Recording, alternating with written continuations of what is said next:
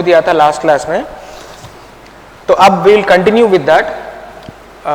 I already told you that R, L and C are the three basic electrical properties which exist in every electrical equipment, appliance, machine or device. So any equipment which is utilizing or working on electrical energy will consist at least one of these three parameters or one of these three properties. So to start with, what is resistance? Resistance ये कोई नई चीज नहीं है, आप सब लोग जानते हैं what is resistance. Resistance is a property which offers opposition to current, है ना? तो resistance opposes flow of current. Resistance opposes flow of current. ठीक है? Now how does it do that? मतलब how does it opposes the current? How does it offers some opposition to current? अगर इसको समझना है तो resistance is nothing but a property, as we say. If you remember, there are some properties like resistance. Resistance का opposite क्या है? Conductance. ठीक है? Conductance is the property which allows current, which does not oppose, which allows current. तो ऐसा जो property current को allow करता है उसे कंडक्टेंस कहते हैं, और ऐसा जो प्रॉपर्टी जो अपोज करता है उसे हम रेसिस्टेंस कहते हैं. So these two are antonyms, मतलब ये एक दूसरे के ऑपोजिट टर्म्स हैं. ठीक है? तो कंडक्टेंस अगर अलाउ करता है तो रेजिस्टेंस अपोज करता है. हम इसको G से और इसको R से रिप्रेजेंट करते हैं, common representation. Now what actually this resistance is, because अगर हम प्रॉपर्टीज को पढ़ना चाहेंगे तो उस प्रॉपर्टी का इंटरनल मीनिंग और इंटरनली वो क्या कर रहा है उसको समझना चाहिए, तभी हम उसको क्लियरली अंडरस्टैंड कर सकते हैं.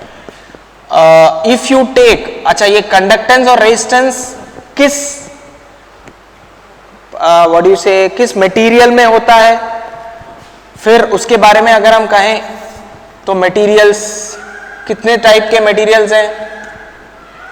कंडक्टर्स, सेमीकंडक्टर्स, ये भी आप लोगों को मैं जस्ट ब्रश अप कर रहा हूं, ये सब आप जानते हैं. Conductors, semiconductors and insulators. चालक, अर्धचालक, और ये बिल्कुल अलाउ ही नहीं करता, मतलब conductor which allow us current, semiconductors which allow us current only at particular condition, and insulators which does not allow current at all. ठीक है? ये तो आप जानते ही हैं. सेमीकंडक्टर्स जो है वो या तो कंडक्टर की तरह बिहेव कर सकता है या फिर इंसुलेटर की तरह बिहेव कर सकता है. तो सेमीकंडक्टर इज ए कंट्रोल और कंट्रोलेबल डिवाइस. आप इसको कंट्रोल करके कंडक्टर भी बना सकते हो, इसमें कंट्रोल करके इंसुलेटर भी बना सकते हो. तो ये प्रॉपर्टी जो भी है रेजिस्टेंस, इन तीनों में होता है. और शायद आप जानते भी हैं कि कंडक्टर में रेजिस्टेंस जो है लीस्ट, लो एंड हाई ऐसे होता है, ये भी जानते हैं आप लोग. Resistance in conductor is least, in semiconductor it is low and in insulators it is high. ठीक है? अब अगर एक कंडक्टर को हम लेते हैं, फॉर एग्जाम्पल एक कंडक्टर का एक क्रॉस सेक्शन ले लें. Conductor is nothing but simple wire which can allow current to flow through it. जो आपके इलेक्ट्रिसिटी वायर्स जो देखते हैं वो सब कंडक्टिंग वायर्स हैं. तो अगर उसी का एक क्रॉस सेक्शन हम लें तो conductor by definition will have free electrons to flow. You remember this और नॉट? बिकॉज कंडक्टर का खासियत, कंडक्टर का स्पेशल फीचर यही है कि कंडक्टर में फ्री इलेक्ट्रॉन्स होते हैं, because unless until there are free electrons, conduction is not possible. This conductance or these conductors is only they can only conduct because of free electrons available inside the material. तो अगर कुछ electrons minus sign से मैं दिखा रहा हूं,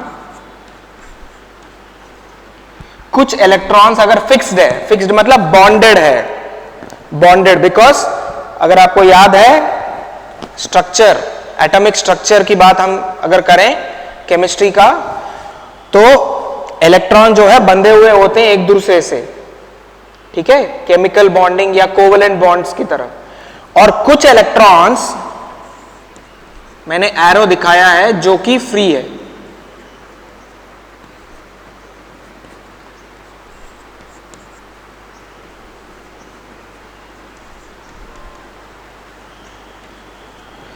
जो arrow के साथ है वो फ्री इलेक्ट्रॉन्स है। फ्री मतलब they are free to move anywhere inside the body, inside the material, and these free electrons are readily available so that conduction में takes place.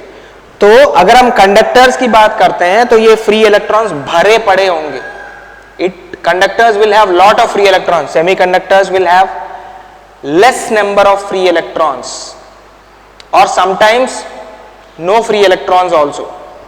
Insulators will not have free electrons at all. तो semiconductors में अगर आप इसको conductor बनाना चाहेंगे तो आपको क्या करना है, सेमीकंडक्टर में अगर फ्री इलेक्ट्रॉन्स नहीं है तो किसी तरह आप उसमें फ्री इलेक्ट्रॉन्स को जनरेट करेंगे। अगर इलेक्ट्रॉन फ्री नहीं है तो क्या है, ऐसा नहीं है कि इलेक्ट्रॉन्स है ही नहीं, इलेक्ट्रॉन्स आर इन बॉन्डिंग, बंधे हुए हैं। तो आप कुछ करके इन सेमीकंडक्टर्स को फ्री इलेक्ट्रॉन, सेमीकंडक्टर्स में फ्री इलेक्ट्रॉन जनरेट करेंगे। फॉर एग्जांपल अगर आपको याद है, आपने डायोड पढ़ा होगा पीएन जंक्शन, ठीक है, तो पीएन जंक्शन डायोड में आपने ये पढ़ा होगा कि जब आप जंक्शन का मतलब ही बीच में एक ब्रिज टाइप का एक जंक्शन होता है, जब तक आप उस ब्रिज को ब्रेक नहीं करते तब तक वो डायोड कंडक्ट नहीं करता है। तो आपने क्या किया वहां पर, you have tried to break that bridge by applying external force और एक्सटर्नल एनर्जी। तो एक्सटर्नल एनर्जी अप्लाई करके आप लोगों ने उस ब्रिज को तोड़कर कंडक्शन करवाया है। तो diode will only conduct once the bridge is broken. जब तक वो ब्रिज जंक्शन, डिप्लीशन लेयर उसको टेक्निकली बोलते हैं हम लोग, ये सब चीज शायद आप लोग भूल गए होंगे, मैं जस्ट ब्रश अप कर रहा हूं। तो सेमीकंडक्टर का खासियत क्या है, आप एक एक्सटर्नल फोर्स या एनर्जी को यूज करके कुछ अंदर इस तरह का मैनेज करेंगे कि फ्री इलेक्ट्रॉन्स प्रोड्यूस हो जाए और वो फ्लो करे, वो सेमीकंडक्टर्स का है। इंसुलेटर्स में फ्री इलेक्ट्रॉन्स है नहीं, और फ्री इलेक्ट्रॉन्स प्रोड्यूस करने के लिए भी आपको बहुत ज्यादा एनर्जी चाहिए जो आप नहीं देंगे। फॉर एग्जाम्पल मैं जस्ट ब्रशअप में ही ये बता रहा हूं, would is a perfect example of insulator. तो वुड में आप कुछ भी कर लो, आप कंडक्ट नहीं करा पाएंगे। क्यों? क्योंकि वुड में इलेक्ट्रॉन्स जो बॉन्डेड है वो इतने ताकत से बॉन्डेड है कि उनको फ्री करने के लिए आपको बहुत ज्यादा एनर्जी की जरूरत है जो आप वैसे नहीं दे पाएंगे। तो ऐसे ही बहुत सारे इंसुलेटर्स है। सेमीकंडक्टर का मैंने एक एग्जांपल दे दिया, डायोड, पीएन जंक्शन डायोड। और कंडक्टर्स के तो खैर एग्जांपल्स क्या है, ये सारे तार जो भी आप अपने घर में, कॉलेज में, कहीं पर भी इलेक्ट्रिकल सिस्टम में आप देखेंगे वो सब कंडक्टर्स हैं, ठीक है, और उसमें ये फ्री इलेक्ट्रॉन्स है। अब आते हैं हम रेजिस्टेंस के पास। रेजिस्टेंस क्या है? जब आप, अभी तो फिलहाल ये फ्री है, ये कहीं भी इधर उधर घूम सकते हैं। जब आप इसको एक एक्सटर्नल फोर्स अप्लाई करेंगे, like you applied some voltage, for example इस तार को आपने प्लग पॉइंट में, 2 पिन प्लग में आपने ऑन किया, मतलब सॉरी प्लग इन किया। नॉर्मली आप फैन को, फैन नहीं तो कोई आपका मोबाइल चार्जिंग में या फिर कोई मिक्सर ग्राइंडर या कोई भी चीज को जाके आप स्विच ऑन करोगे ना प्लग इन करके, तो ये मान लो प्लग इन कर रहे हैं, जैसे आपने प्लग इन किया तो there is some voltage available, तो that voltage is applied across this conductor. तो आपने क्या किया, इस कंडक्टर के अक्रॉस आपने एक एक्सटर्नल एनर्जी अप्लाई किया। जैसे ही आपने एक्सटर्नल एनर्जी अप्लाई किया, इसके पोलैरिटी के हिसाब से ऑल नेगेटिव इलेक्ट्रॉन्स, जो भी इलेक्ट्रॉन्स और नेगेटिव होते हैं, तो all these electrons which were randomly positioned or randomly moving in some other direction will now be aligned and try to move towards positive side, because ये आप लोग जानते हैं कि opposite polarities attract each other, तो negative side से positive side तक सारे इलेक्ट्रॉन्स मूव करने की कोशिश करेंगे। तो जो भी अभी तक रैंडमली चलने वाले फ्री इलेक्ट्रॉन्स थे वो सब अब एक दिशा में पॉजिटिव की तरह घूमकर पॉजिटिव की तरह भागने की कोशिश करेंगे। अब क्या होगा, उस भाग दौड़ में जो ऑलरेडी इलेक्ट्रॉन्स फिक्स्ड थे, जो बॉन्डेड थे, वो तो बॉन्डेड ही है, जो फ्री इलेक्ट्रॉन्स है वो सब जो है अब देखिए एक दिशा में मूव करेंगे सब। मैंने क्या किया, इनका जो रैंडम डायरेक्शन था उसको मैंने एक दिशा में कर दिया। कौन से दिशा में? Positive side. ठीक है, देखिए अब सारे पॉजिटिव साइड हो गए। अब ये भागेंगे कि भाई पॉजिटिव के तरफ अट्रैक्ट होके, लेकिन जब ये भागेंगे, ये बीच रास्ते में, इनके रास्ते में कोई भी बॉडी आए उसको टक्कर लगा के भागेंगे। बिकॉज ऐसा तो नहीं कि वो देखकर भाई साइड दे के चलेंगे या दूसरा इलेक्ट्रॉन कहेगा कि भाई मुझे साइड दे दो, मुझे जाना है। ये सब चीज तो होंगे नहीं, जैसे आप रोड पे हॉर्न बजाते हुए चलते हैं, है ना। तो because of faster movement from negative side to positive side and because there is no controlled movement, मतलब ऐसा कोई कंट्रोल मूवमेंट नहीं है। कंट्रोल मतलब कोई चीज उसको रोक नहीं रही है कि भाई साइड होके चलो या इधर होके चलो। तो जब ये नेगेटिव साइड से पॉजिटिव साइड सारे फ्री इलेक्ट्रॉन्स चल रहे हैं, वो बीच में रास्ते में जो भी क्या कहते हैं बॉन्डेड इलेक्ट्रॉन जो फिक्स्ड थे, उनको बहुत धक्का लगाकर जाएंगे। ये कॉमन है। और ये जो धक्का लगाएंगे, उस एक्चुअल फिजिकल प्रॉपर्टी को आप रेसिस्टेंस बोलते हैं। मान लो अगर ये फिक्स्ड इलेक्ट्रॉन जो थे बॉन्डेड में ना, वो है ही नहीं, मान लो for example let us assume कि वो है ही नहीं, तो रास्ता तो क्लियर है सबके लिए, सब एक तरफ से दूसरी तरफ आराम से पहुंचेंगे। There is no resistance at all. लेकिन ऐसा होता नहीं है भाई, बॉन्डेड इलेक्ट्रॉन्स तो है ही, ये तो स्ट्रक्चर है, स्ट्रक्चर में आप कहां से निकाल दोगे बॉन्डेड इलेक्ट्रॉन्स को, वो तो रहेंगे ही। तो जैसे बॉन्डेड इलेक्ट्रॉन्स अपने अपने पोजीशन पे फिक्स्ड है, और जब ये इलेक्ट्रॉन्स फ्री पॉजिटिव साइड को चलने की कोशिश करेंगे, भागने की कोशिश करेंगे, वो बीच में इन सब को कोलाइड करते हैं। इसको कहते हैं collision.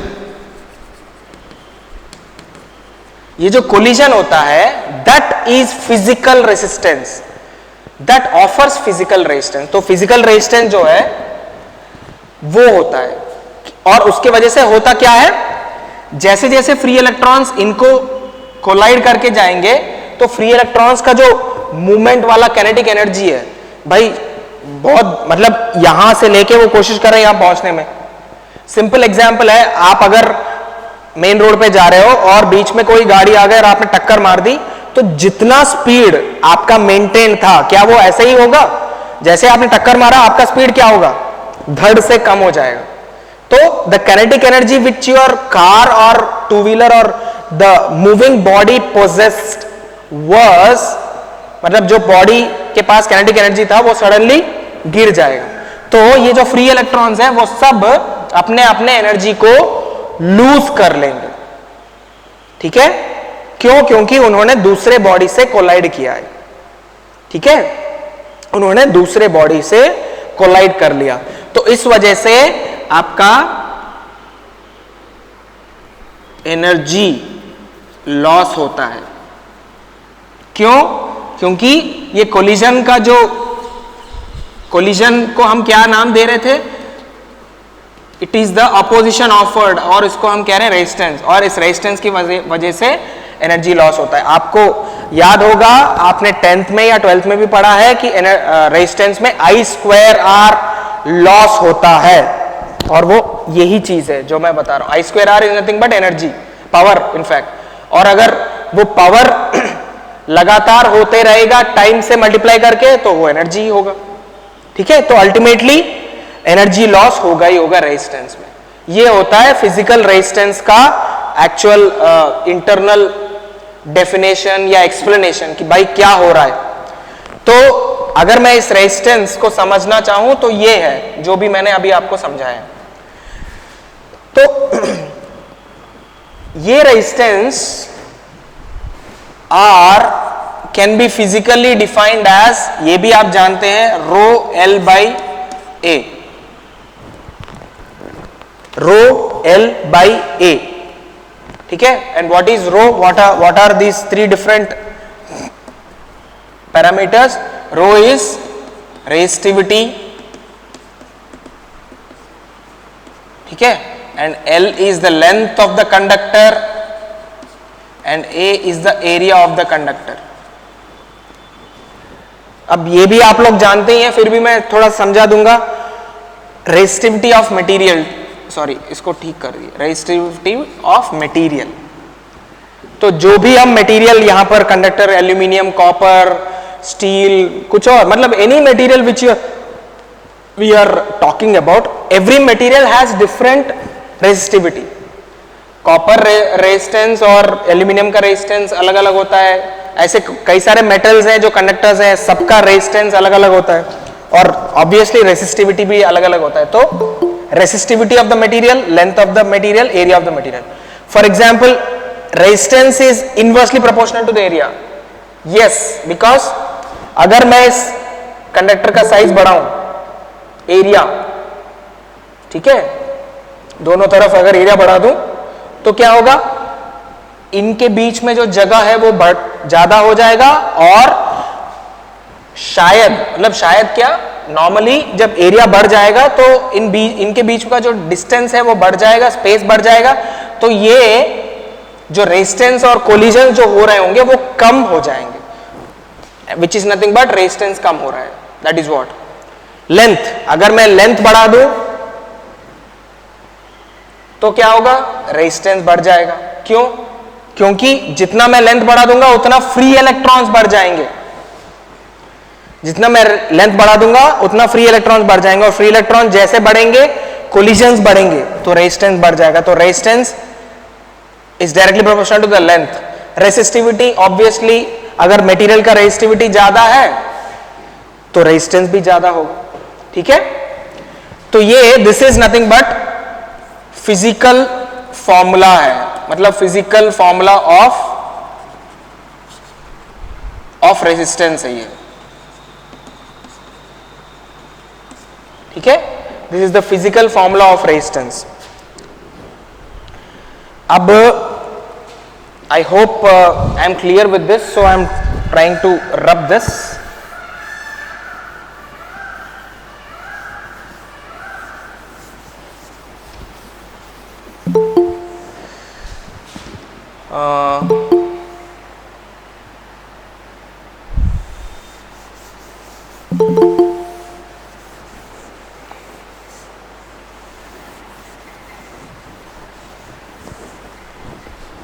Now let me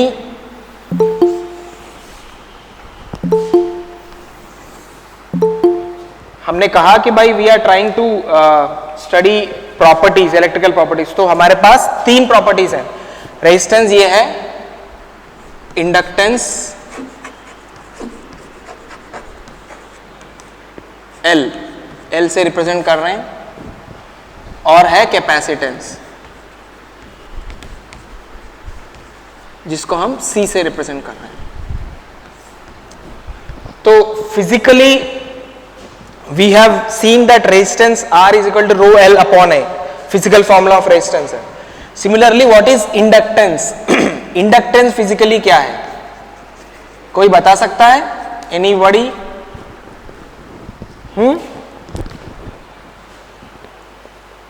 anybody?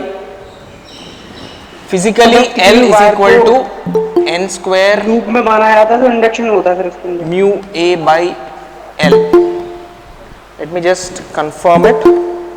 I am sure but just an square mu A by L, right. तो ये फिजिकल फॉर्मूला है. अच्छा, फिजिकल फॉर्मूला मैंने वैसे लिख दिया है, बट एक बार जैसे हमने रेजिस्टेंस की बात करी है फिजिकली की रेजिस्टेंस कंडक्टर में होता क्या है, वैसे ही इंडक्टेंस होता क्या है. सॉरी, यहां पर थोड़ा सा जगह कमी की वजह से ये इंडक्टेंस को मैं फिजिकली यहां पर दिखा रहा हूं. इंडक्टेंस जो है जैसे मैंने कहा हर कंडक्टर में ये तीनों प्रॉपर्टीज होते हैं, लेकिन रेजिस्टेंस तो होता ही है, इंडक्टेंस होता है बट नेग्लिजिबल होता है unless until you try to what you say try to make a small change. अगर मैं एक कंडक्टर ए बी को ऐसे लूंगा सिंपली, तो इंडक्टेंस बहुत कम होता है. वेराज अगर इस ए बी को मैं What am I doing? मैंने वाइंड किया है. I am not using this as a straight conductor. I hope you can understand the difference what I am showing. The difference is in one case my conductor, same conductor AB is a straightened. इसमें कोई भी माई conductor A B is स्ट्रेटेंड, इसमें कोई भी wind या ऐसे वो करना मतलब टर्न्स नहीं है बिल्कुल. ये हाइट ठीक है योगेश? ऊपर वाला दिख रहा है हाइट? कट तो नहीं रहा? तो दिस इज ए स्ट्रेटेंड कंडक्टर. इसमें आर तो होगा ही, बट एल जो है वो मिनिमम होगा, बहुत ही नेग्लिजिबल या कम से कम होगा. ठीक है. वेरास इस कंडक्टर में आर होगा लेकिन एल जो है मैक्सिमम होगा, because L is something more related to electromagnetism. It is not simple electricity, it is related to electromagnetism. Inductance जो है वो इलेक्ट्रोमैग्नेटिक प्रॉपर्टी है. इलेक्ट्रोमैग्नेटिक प्रॉपर्टी है inductance. Please I repeat, inductance is a kind of electromagnetic property. मतलब electricity और magnetism के साथ जुड़ा हुआ है, इलेक्ट्रिसिटी और मैग्नेटिज्म के को रिलेट करता है इंडक्टेंस. ऐसा क्या है? देखिए, inductance is a property by विच, अगर हम फिजिकली बात करते हैं,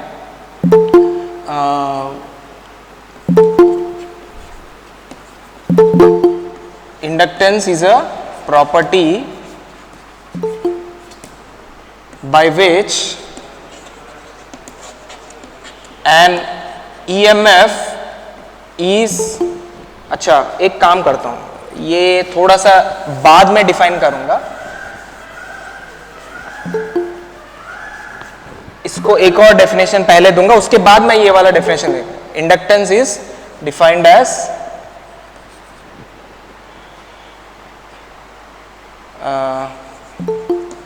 flux linkages per unit current.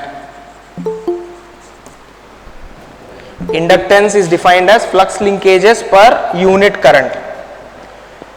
इसको मैं अगर मैथमेटिकली या वैसे लिखना चाहूं तो L is equal to psi upon I. L is equal to psi upon I. What do you mean by psi? जैसे डिफाइन किया मैंने, inductance is defined as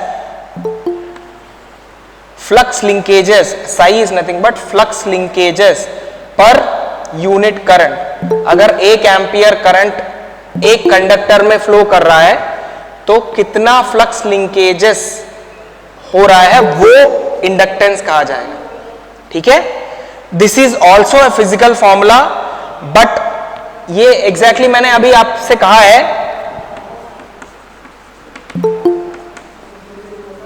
electromagnetic. इसमें देखिए ये मैग्नेटिज्म का प्रॉपर्टी है, फ्लक्स लिंकेज क्या होता है, मैग्नेटिज्म का प्रॉपर्टी है, आई इलेक्ट्रिकल का प्रॉपर्टी है। तो इंडक्टेंस रिलेट्स इलेक्ट्रोमैग्नेटिज्म, इलेक्ट्रिसिटी और मैग्नेटिज्म को रिलेट करता है। ये तो आपका फिजिकल प्रॉपर्टी हो गया, ठीक है। और ये मतलब फिजिकल प्रॉपर्टी मतलब फिजिकल रिलेशन हो गया कि इंडक्टेंस कैसे होगा, ये हम डिफाइन कर सकते हैं इसमें। ये n क्या है, अच्छा नंबर ऑफ टर्न्स है, टर्न्स। और नंबर ऑफ टर्न्स क्या है, ये जो मैंने यहां पर वाइंड करके दिखाया है ये नंबर ऑफ टर्न्स है। अगर ये इसको कंसिडर करें तो इस केस में n क्या है बताओ, are there any turns? Straightened conductor में देयर आर नो टर्न्स। इसका मतलब ये नहीं कि n इज इक्वल टू 0 है, इसका मतलब ये है n इज इक्वल टू 1 है, यू कैन एज्यूम सिंपली, ठीक है। तो इसको n इज इक्वल टू 1 करो, अब इसको बढ़ाते जाओ, यहां पर n आपका बढ़ता जाएगा, तो n जितना बढ़ता जाएगा इंडक्टेंस उतना बढ़ेगा। तो मैंने इसलिए कहा कि इस कंडीशन में L मिनिमम होगा क्योंकि n मिनिमम है, और इस कंडीशन में L मैक्सिमम होगा क्योंकि n जो है बढ़ गया है बहुत ज्यादा, नंबर ऑफ टर्न्स मैंने बढ़ा दिया है। तो n स्क्वायर म्यू क्या है, म्यू आप लोग जानते हैं परमिएबिलिटी, परमिएबिलिटी फिर मैग्नेटिज्म का प्रॉपर्टी होता है, फ्लक्स को अलाउ करने वाला प्रॉपर्टी को परमिएबिलिटी बोलते हैं। परमिएबिलिटी परमिट करता है वो फ्लक्स को, ठीक है। परमिएबिलिटी हर मटेरियल के साथ बदलता रहता है। A area of that particular conductor, L is the length of that particular conductor, ठीक है। तो फिजिकली ये है। अब इलेक्ट्रोमैग्नेटिक प्रॉपर्टी की तरह अगर हम डिफाइन करेंगे इंडक्टेंस को तो L is defined as psi by A। अच्छा, what is this psi? Psi PSI होता है, साई का मतलब इसको PSI बोलते हैं, P साइलेंट है तो SI साई बोलते हैं इसको, ये भी जानते हैं आप लोग। तो इसको अगर हम और थोड़ा सा डिफाइन करें तो psi is defined as N into phi divided by I। And what is n? N is number of turns again, and phi is flux, ठीक है। तो flux linkages is defined as n into phi, ठीक है। अब आ रहे हैं, अब मैं इसको थोड़ा इलेक्ट्रोमैग्नेटिक की तरह मैं दिखाता हूं। इंडक्टेंस क्या कह रहा है, या इंडक्टेंस किस तरह से हम डिफाइन कर सकते हैं। इंडक्टेंस इज अ प्रॉपर्टी कि when there is a current flowing, इसमें हो या इसमें हो, whenever there is current flowing in any conductor, there is definitely some flux produced in that conductor or around that conductor। ये आप जानते हैं सब लोग, है ना। कोई भी कंडक्टर में अगर करंट फ्लो कर रहा है तो there will be some flux produced around that conductor, ये एक थंब रूल है, ठीक है। याद है, कोई भी कंडक्टर में अगर करंट फ्लो कर रहा है तो उस कंडक्टर के चारों तरफ फ्लक्स प्रोड्यूस होगा। वो फ्लक्स अगर फाई है, और इसमें भी मान लो फाई है, ऊपर वाले में भी, लेकिन इसमें n कम है और इसमें n ज्यादा है, तो इसके हिसाब से भी देखिए जितना n कम होगा उतना n फाई कम होगा, ठीक है। तो n फाई का मतलब साई, और अगर साई क्या है, फ्लक्स लिंकेजेस। जितना ज्यादा टर्न्स होंगे उतना ज्यादा फ्लक्स लिंकेजेस होगा। आई होप आई एम क्लियर, ठीक है। मैं दोबारा बता रहा हूं, स्ट्रेट कंडक्टर में या वाइंडेड कंडक्टर जिसमें वाइंड्स या टर्न्स जिसमें होगा, उसमें भी आप ये देखिए कि जैसे ही आपने करंट फ्लो करवाया फ्लक्स प्रोड्यूस होगा। ये बेसिक लॉ है, इलेक्ट्रोमैग्नेटिज्म का लॉ है। तो जैसे आपने करंट फ्लो करवाया, जैसे फ्लक्स प्रोड्यूस हुआ, और फ्लक्स के साथ फ्लक्स लिंकेजेस भी आएगा। जब फ्लक्स है तो फ्लक्स लिंकेज आएगा। फ्लक्स लिंकेज कैसे डिफाइन करते हैं, n फाई। एक बार फ्लक्स आ गया तो नंबर ऑफ टर्न से मल्टीप्लाई करके आप साई फ्लक्स लिंकेज भी आप बता सकते हैं। लेकिन फर्स्ट केस में क्या हो रहा है, because it is a straight conductor, you can assume कि नंबर ऑफ टर्न्स उसमें सिंपल 1 है, तो जितना फ्लक्स प्रोड्यूस होगा उतना फ्लक्स लिंकेज हो रहा है बस।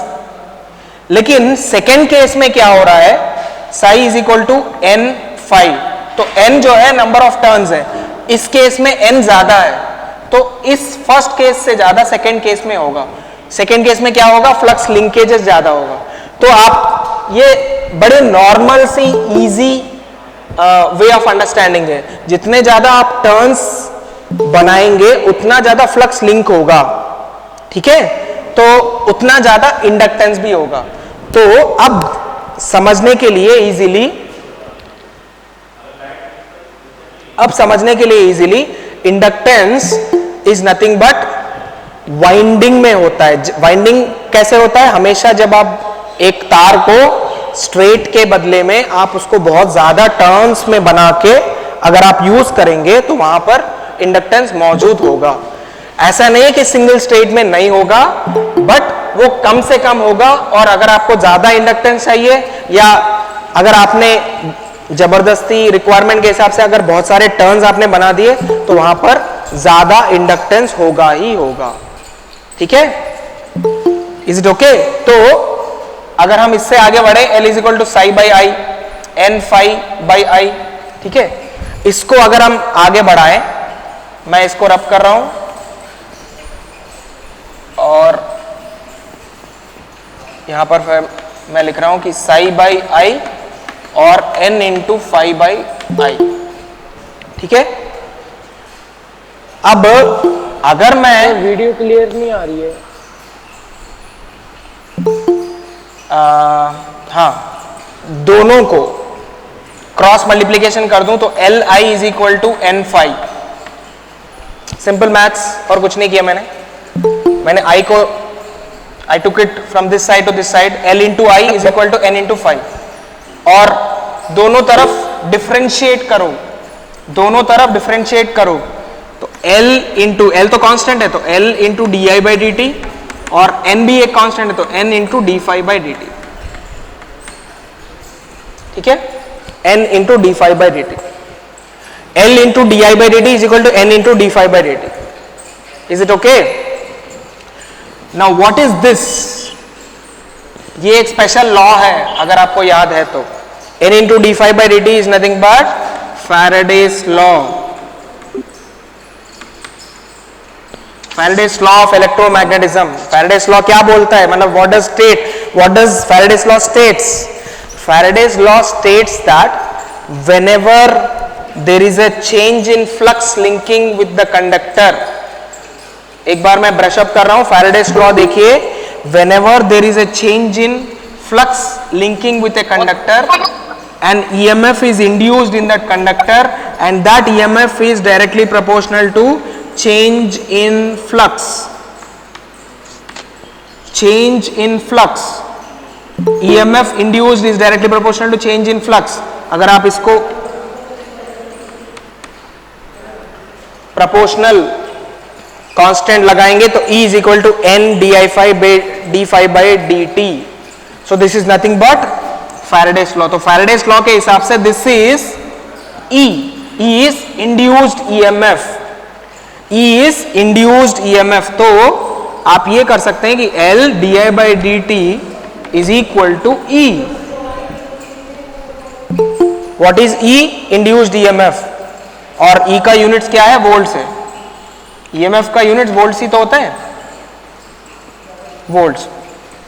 तो अब मैंने क्या किया, from this expression I have derived or I have concluded with a relation between voltage and current for an inductance.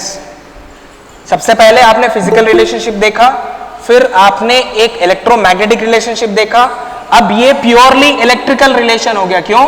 क्योंकि इसमें टर्म देखिए, L के अलावा करंट है और वोल्टेज है, EMF इज ऑल्सो वोल्टेज, तो this is a electrical relationship.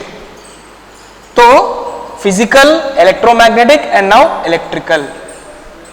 समझ गए? This is an important expression. खैर ये सब भी चाहिए, but this is the most important one which we will keep using in our subject. तो L di by dt is equal to E, ये जो है ना, इसको आप ई के बदले में वी भी लिख दो, बिकॉज यहां पर हमने ई इसलिए लिखा क्योंकि ये इंड्यूस्ड ईएमएफ है। ईएमएफ को हम नॉर्मली ई से रिप्रेजेंट करते हैं, ठीक है। अब इसके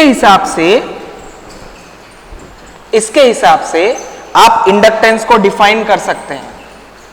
कैसे डिफाइन कर सकते हैं? जो मैंने पहले लिख के रब कर दिया था ना, वो वाला statement, inductance is a property by which an EMF is induced whenever there is a change in current. Please try to understand. Inductance is a property by which an EMF is induced whenever there is change in current. अगर change in current नहीं है, di/dt, what is di/dt? It is change in current. अगर change in current नहीं है तो क्या है? ये जीरो हो जाएगा, तो ईएमएफ क्या होगा? जीरो। तो आप ये कह सकते हैं कि उस समय ईएमएफ जीरो हो गया, तो आप ये कह सकते हैं कि इंडक्टेंस उस समय एग्जिस्ट नहीं कर रहा है, या फिर इंडक्टेंस उस समय जीरो ईएमएफ इंड्यूस कर रहा है। समझ में आ रहा है? मैं फिर दोबारा रिपीट कर रहा हूं, inductance is a property by which an EMF is induced when there is a change in current. देखिए ये फिजिकल था, इसका भी मैंने एक स्टेटमेंट लिखा था कि inductance is defined as flux linkages per unit current. Similarly मैं इससे भी एक स्टेटमेंट या एक डेफिनेशन दे सकता हूं कि इंडक्टेंस इज ए प्रॉपर्टी। मैं बार बार इसलिए रिपीट कर रहा हूं ये स्टेटमेंट, बिकॉज आप जब इसका रिकॉर्डिंग देखोगे तो नोट करिए इस स्टेटमेंट को। I am not giving dictation here. Inductance is defined as the property by which an EMF is induced whenever there is a change in current. ठीक है? Inductance is a property by which an EMF is induced whenever there is a change in current. So this is my VI relationship for inductance. Similarly, I can have VI relationship for resistance. याद है ना? Simple Ohm's law है ये। इसको मैंने specially derive इसलिए नहीं किया क्योंकि ये तो आप जानते ही हैं, बट ये चीज मुझे यहां से लेके यहां तक पूरा दिखाना पड़ा क्योंकि इसके कॉन्सेप्ट जो है थोड़ा सा कम लोगों को याद होगा, या अगर पढ़ा भी होगा तो भूल भी गए होंगे। तो थोड़ा सा मुझे टाइम लेके मैंने यहां से यहां तक मैंने डिफाइन किया हर स्टेज पर, ठीक है। तो this is VI relationship for inductance, this is VI relationship for resistance. अब इसमें हमें ज्यादा टाइम नहीं लगेगा बिकॉज ये भी आप लोगों ने बहुत ज्यादा पढ़ा है। तो ये सब प्रॉपर्टी ऑफ कंडक्टर है। एक ही कंडक्टर को अगर आप स्ट्रेट रखेंगे तो रेजिस्टेंस होगा, इंडक्टेंस होगा, लेकिन मिनिमम होगा। अगर उसी कंडक्टर को आपने वाइंडिंग की तरह दिखाया, वाइंडिंग की तरह बना ली, तो उसमें भी रेजिस्टेंस होगा कम, बट रेजिस्टेंस से ज्यादा इंडक्टेंस होगा क्योंकि आपने वाइंडिंग कर दिया। तो जैसे ही आपने वाइंडिंग कर दिया, टर्न्स बढ़ गए, n बढ़ गया, तो नंबर ऑफ टर्न्स बढ़ गए, नंबर ऑफ टर्न्स बढ़ गया, तो फ्लक्स लिंकेजेस बढ़ जाएंगे।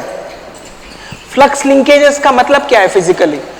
भाई इसके चारों तरफ जो फ्लक्स प्रोड्यूस होगा, उस फ्लक्स को यहां पर सिर्फ एक बार लिंक करेगा, ठीक है, क्योंकि एक सिंगल स्ट्रेट लाइन है, सिंगल तार है।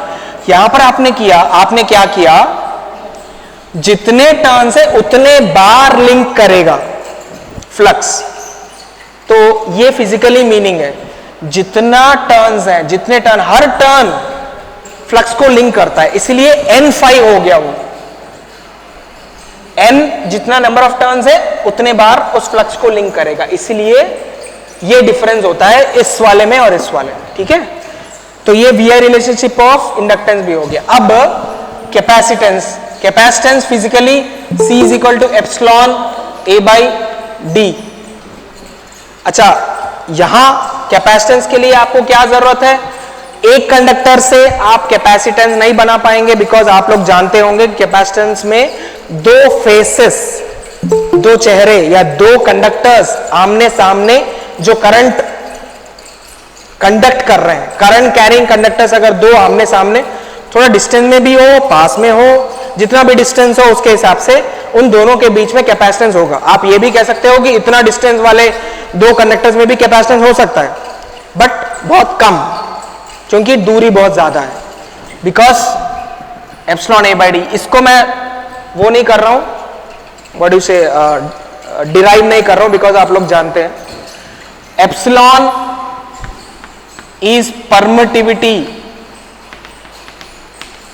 permittivity of material, sorry, of what do you say, space, ठीक है। जो दोनों कंडक्टर्स के बीच का स्पेस है वो परमिटिविटी होता है।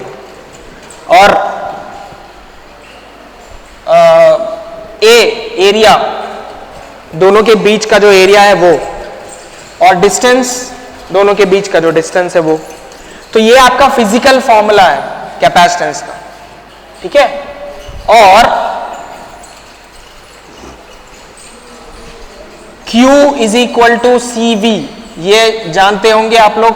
Charge is defined in terms of capacitance again, Q is equal to CV, ये भी जानते होंगे आप लोग। Please remember this formula, this is nothing but, this is not a new thing at all. जब आप लोग चार्ज और वोल्टेज, ये करंट, इन सब के बारे में शुरुआत में पढ़ा होगा इलेक्ट्रिसिटी चैप्टर्स में, उस समय आपने ये पढ़ा होगा। तो जैसे L is equal to psi by I है इलेक्ट्रोमैग्नेटिक, ये इलेक्ट्रो चार्ज, इलेक्ट्रोस्टैटिक रिलेशन है, ये इलेक्ट्रोस्टैटिक रिलेशन है, ठीक है। एक कैपेसिटेंस का ये इलेक्ट्रोस्टैटिक रिलेशन है, ये इलेक्ट्रोमैग्नेटिक रिलेशन था, ये इलेक्ट्रोस्टैटिक है। अब इसको आप क्या करोगे, इलेक्ट्रोस्टैटिक को दोनों तरफ आप डिफरेंशिएट करो फिर दोबारा, मतलब जैसे यहां पर किया दोबारा, मतलब यहां पर भी आपने डिफरेंशिएट किया, यहां पर भी किया। dq by D T is equal to c तो कांस्टेंट होता है, तो dv बाई डी टी हो गया, ठीक है। अब dq by D T is equal to c dv by D t में dq by D t rate of change of charge और rate of flow of charge, rate of flow of charge को you call it as current. I hope you remember, because current जब आपने पहली बार पढ़ा होगा, current is defined as rate of flow of charge, कि एक समय में कितना चार्ज एक जगह से दूसरा चार्ज फ्लो कर रहा है, उसी को हम करंट बोलते हैं। तो this can be called as current, I is equal to c d v by D t. अब देखिए, ये इलेक्ट्रिकल रिलेशनशिप हो गया, physical relationship for capacitance, electrostatic relationship for capacitance, electrical relationship for capacitance. इसमें देखिए करंट और voltage, जैसे यहां पर करंट और वोल्टेज का रिलेशन L इंडक्टेंस का आपने डिफाइन किया, यहां पर भी I is equal to c d v by D t है। लेकिन क्या फर्क है, एग्जैक्टली ये दोनों उल्टा है। यहां पर rate of change of current की बात हम कर रहे हैं, यहां पर rate of change of voltage की बात हम कर रहे हैं। करंट जो है कांस्टेंट है, यहां पर ईएमएफ इज कांस्टेंट, मतलब मेरा कहने का मतलब है रेट की बात हम नहीं कर रहे हैं। यहां पर ईएमएफ का रेट नहीं बता रहे, यहां पर करंट का रेट नहीं बता रहे, यहां पर वोल्टेज का रेट बता रहे हैं, यहां पर करंट का रेट बता रहे हैं। Are you following? So this is how you define each of these property in electrical quantities. VI relationship for resistance, V is equal to IR. VI relationship for inductance, E is equal to LdI by dt. इसको ऐसे लिख दें तो थोड़ा clarity रहेगा, ठीक है। इन दोनों में कोई फर्क ही नहीं है, वैसे मैंने लेफ्ट हैंड साइड ही दिखा दिया बस, और कुछ। तो ये I is equal to C d by dt, ये आपका VI relationship of capacitance हो गया है। So these are the three important properties. ये तीनों equations you have to remember. There is no other choice. इसको आप याद रखेंगे तो आगे आपको बहुत काम आएगा, ठीक है। So I hope आज का टाइम हो गया है, हो गया ना? अभी टाइम है? Yes sir. ठीक है, ठीक है। तो let us stop it for today. इसका कंटिन्यूएशन हम अगले क्लास में देखेंगे, ठीक है। Thank you. Yes sir, yes sir.